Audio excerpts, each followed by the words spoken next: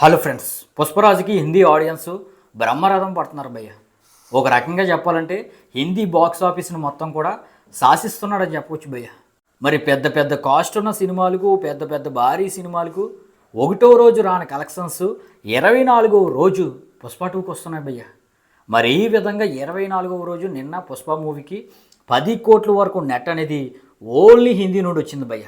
ఓ పక్కన పుష్పరాజు బాక్స్ ఆఫీస్ని ఈ విధంగా దంచి కొడుతుంటే మరి బాలీవుడ్ సినిమా అయినటువంటి బేబీ జాన్ మూవీకి 4వ రోజు కేవలం 4 కోట్లు మాత్రమే నెట్ వచ్చింది భయ్య.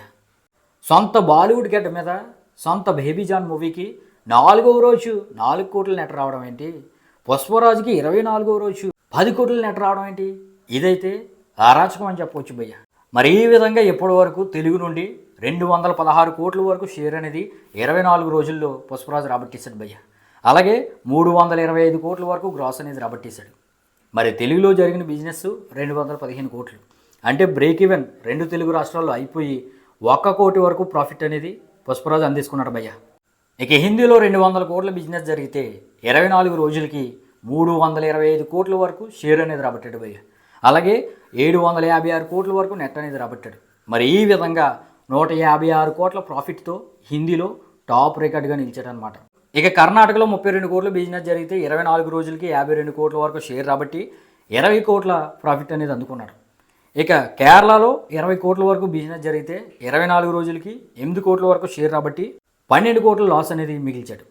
ఇక తమిళ్లో 52 కోట్ల వరకు బిజినెస్ జరిగితే ఎప్పటి వరకు 34 కోట్ల వరకు షేర్ అనేది రాబట్టాడు. మరి ఈ విధంగా 18 కోట్ల లాస్ అనేది తమిళ్లో వచ్చింది భయ్య. ఇక ఓవర్సీస్లో 100 కోట్ల బిజినెస్ జరిగితే 24 రోజులకి 124 కోట్ల వరకు షేర్ వచ్చింది. ఈ విధంగా ఓవర్సీస్ నుండి అయితే 24 కోట్ల ప్రాఫిట్ అనేది అందుకున్నాడు. ఇక ఫైనల్గా వరల్డ్ వైడ్గా 24 రోజులకి 790 కోట్ల వరకు షేర్ను, అలాగే 1640 కోట్ల వరకు గ్రాస్ను రాబట్టాడు భయ్య.